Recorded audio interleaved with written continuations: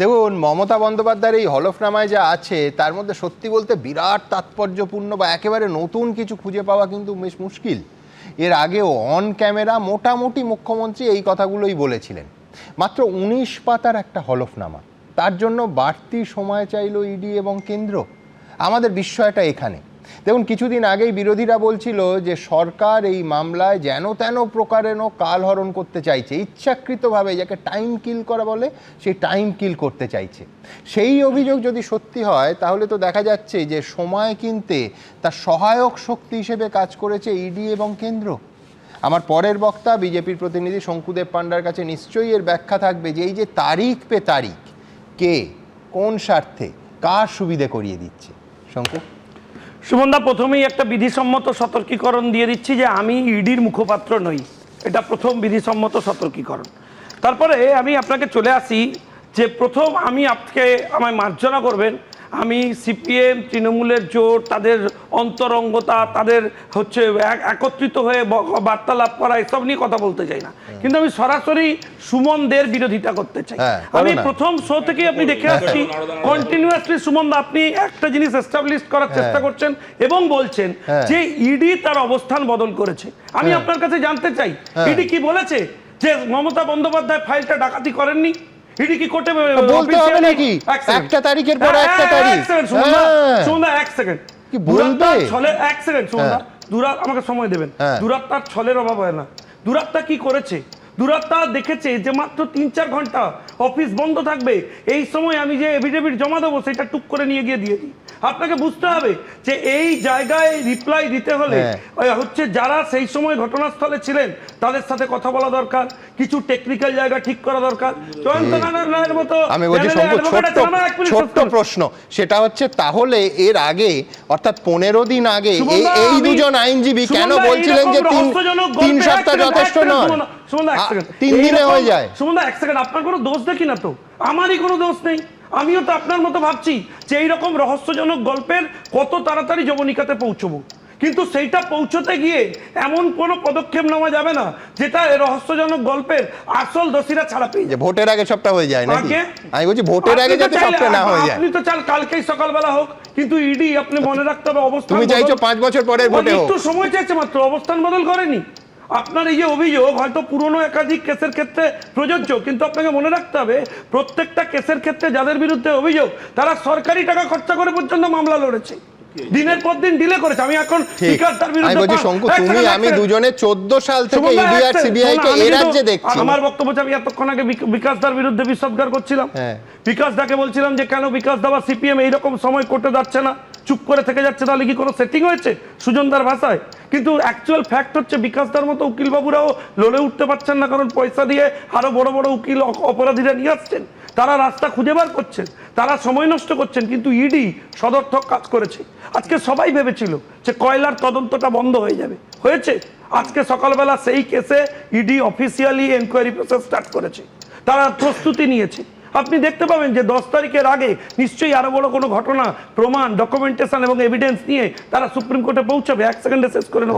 না শেষ করতে হবে না, তুমি শুধু বলো 10ই ফেব্রুয়ারির কথা বলছো না 10ই মার্চ না 10ই এপ্রিল? দেখুন সুমনদা, আপনি তো এরপর সালে চলে যাবেন। আমি জানি আপনি ঠিক ক্যালেন্ডারে যেতে চান, কিন্তু বিষয়টা ক্যালেন্ডারে যাবে না, তারিখেই থাকবো। শুনুন না, যাওয়ার জায়গা নেই। কারণ আপনাকে মনে রাখতে হবে, আমি চোখের সামনে দেখতে পাচ্ছি যে যদি এই ঘটনায় সিবিআই এনকোয়ারি হয় তাহলে রাজ্যের মুখ্যমন্ত্রীকে রেজিগনেশন দিতে হবে তদন্ত ফেস করতে যেতে হলে, যদি লজ্জা শরম থাকে তো। আর যদি সেটা না থাকে তিনি ওইসব নিয়েই যাবেন, তারপরে যদি গ্রেপ্তার হবেন তদন্তে গিয়ে, তাহলে পরিস্থিতি অন্যরকম হবে। আমার বক্তব্য সেখানে নেই। আমার বক্তব্য উনি আইনি লড়তে গেছেন, লড়ুন, কিন্তু অঙ্কটা ভাবুন। সুমনদা, মমতা বন্দ্যোপাধ্যায়ের চিত্রনাট্যটা আপনাকে বুঝতে হবে। উনি কায়দা করে এমন সময় ইলেকশন কমিশনে নিজের অ্যাপয়েন্টমেন্ট ফিক্স আপ করেছেন যাতে যে সময়টা এই হিয়ারিং এর সাথে ক্লাস করে এবং তার সাথে একটা রাজনৈতিক নাটকীয় পরিস্থিতি দিল্লিতে তৈরি করা যায়। ওনার সিকিউরিটির জন্য পুলিশ এসেছে, উনি নেমে বলছেন আমি আক্রান্ত হতে চলেছি। এই ড্রামাটা ওনার পুরনো অভ্যেস। ওনার যদি একাধিক কর্মসূচি দেখেন তাহলে খুবই বিপজ্জনক জায়গা তৈরি হবে। তাই আপনাকে আমার একটা ছোট্ট সাজেশন, ইন্টারভিউ নেওয়ার আগে এবং ইন্টারভিউ নেওয়ার পরে আগামী দিনে এবিপি আনন্দ ক্যামেরা চালিয়ে রাখবেন, কারণ ওনার সাথে আপনার কি কথা হয়েছে বা কি হয়নি সেটা আপনি আর উনি দুজনেই জানেন, কিন্তু বাইরে বেরিয়ে উনি যদি বলেন যে সুমন দে আমাকে এইটা বলেছিলেন 4 দিন পর, তখন আপনি কি করে প্রকাশ্যে জাস্টিফাই করবেন যে উনি এটা বলেননি? কারণ উনি তো মুখ্যমন্ত্রী, উনি বড় পলিটিশিয়ান, উনি যা বলবেন সেটাই ঠিক। তখন হু দা সুমন দে? না, তোমার নিজের কি এই ধরনের অভিজ্ঞতা হয়েছে? না, সুমন দা, টকিং ফ্রম এক্সপেরিয়েন্স। সুমন দা, আমি তৃণমূল কংগ্রেস করেছি, আমি এথিক্স মেনটেন করি বলে ওনার মতো ইন্টারনাল কমিউনিকেশন প্রকাশ্যে বলি না। এটা আমার রাজনৈতিক এথিক্স নয়। কিন্তু আপনাকে মনে এক সেকেন্ড, আপনি শুধু 1 মিনিট ভাবুন যে চিফ ইলেকশন কমিশনারের অবস্থা ছেড়ে দিন, এখন রিটায়ার করেছেন, আপনি একটু রাজীব কুমারের ইন্টারভিউ নিয়ে আসুন, আর কারণ নিতে হবে না।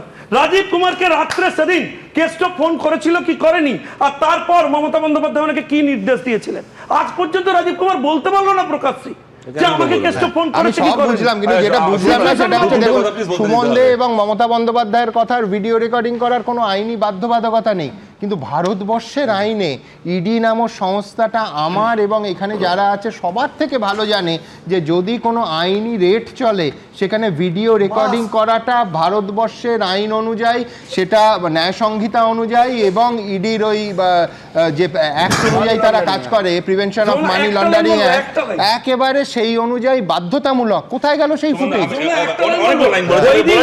অভিযোগ আছে যে রাজ্যের ডিজিপি স্পেসিফিক্যালি বলেছেন যে কোনো রকম ম্যাটেরিয়াল সিজ করা যাবে না, অফিশিয়ালি কোনো রকম ভাবে গ্রেফতার করা যাবে না। তো এই ধরনের অভিযোগ আপনার মনে হয় একজন জুনিয়র লেভেলের ইডি অফিসার, আমি 200 পুলিশ নিয়ে উনি ঢুকেছেন, তাকে কমব্যাট করবেন? ইডি যখন তার আইন অনুযায়ী রেড করছে, রাজ্যের এখতিয়ারে সেটা করে না। আরে ওই 10 তারিখ পর্যন্ত ওয়েট করুন। আমি তো জীবনে এটা ভাবতেও পারিনি যে ইডি রেড চলাকালীন কেউ মোবাইল ফোন নিয়ে বেরোতে চায়। আমি দুটা কথা জানা বলতে পারি। প্রথম কথা হচ্ছে জুনিয়র লেভেলের ইডি অফিসার কোনো, আমি জানি না ইডির কোনো বাধ্যবাধকতা ছিল কি না যে সিনিয়র পাঠানো যাবে না, কেননা পশ্চিমবাংলাতে প্রেসিডেন্স রয়েছে। রাজীব কুমারকে গ্রেপ্তার করতে গিয়ে তো এর আগে সিবিআইকে বাধা পেতে হয়েছে স্বয়ং মুখ্যমন্ত্রীর কাছে, এমনকি শেখ শাহজাহানকে ধরতে গিয়ে পর্যন্ত ইডিকে মার খেয়ে ফিরতে হয়েছিল। নেতৃত্ব তো রেড হচ্ছিল না, সুতরাং আমি বলছি এই কথাগুলোর কোনো মানে হয় না। দ্বিতীয় কথা হচ্ছে বলছেন যে মুখ্যমন্ত্রীকে রেজিগনেশন দিতে হবে যদি সিবিআই তদন্ত হয়। মুখ্যমন্ত্রীকে এমনি রেজিগনেশন দিতে হতো যদি না ইলেকশন কমিশন বাকি সমস্ত রাজ্যের বাই ইলেকশনকে ফেলে রেখে মমতা বন্দ্যোপাধ্যায়ের জন্য স্পেশাল বাই ইলেকশন অ্যারেঞ্জ করতে আজ থেকে 5 বছর আগে। আমি তার প্রসঙ্গেও যাচ্ছি না, তুমি যে কথাটা বারবার করে বলছো, এবং এখানেই আমার পয়েন্ট, এই যে রেকর্ডিং করার আইন আছে, এবং এটা খালি এক্ষেত্রে বলে না, ধরো কালকে আমার বাড়িতে ইডি রেড হলো কি তোমার বাড়িতে ইডি রেড হলো, ধরো একটা দেখালো যে শতরূপ ঘোষের বাড়ি থেকে 5 লাখ টাকা পাওয়া গেছে, টাকাটা সত্যি আমার বাড়িতে ছিল নাকি ওরা এনে বার করে দেখাচ্ছে কে জানে। সুতরাং এটা তো রেকর্ডিং করতেই হবে। তাহলে তখন যে রেকর্ডিং করা হচ্ছিল না, এমনকি মুখ্যমন্ত্রী যখন ঘোষণা করছেন যে এবার আমি ওখানে যাচ্ছি, আমার কাগজগুলোকে আমি নেব, তারপরও কেন সেন্ট্রাল ফোর্স মোতায়েন হয়নি, কেন মুখ্যমন্ত্রীকে আটক বা আটকানো হয়নি ছেড়েই দিলাম, তখনও পর্যন্ত ভিডিও রেকর্ডিংটা শুরু হলো না যে মুখ্যমন্ত্রী যখন আসবেন উনি এসে যে হুজ্জতিটা করবেন সেটা যেন তোলা থাকে। আমি সত্যি জানি না হয়েছে কি হয়নি, কিন্তু শঙ্কুর দুটো জায়গা আমার খুব ভালো লেগেছে। এক হয়েছে শঙ্কু, বেশ আরে ও দাঁড়িয়ে আছে, তোমরা তারপরে এবিপিতে তোমরা বার করো, তারপরে তোমরা খবর দিয়ে গিয়েছো ইডি আশপাশের দোকান থেকে তাদের সিসিটিভি ফুটেজ চাইছে যখন মুখ্যমন্ত্রী এসেছেন। সেই তদন্তের জন্য চাইতে আমি বলছি শঙ্কু একটা চমৎকার তারিখ দিয়েছে, সেটা হচ্ছে 10, আমি ধরে নিচ্ছি 10-এও থেমেছে, 10 তারিখ।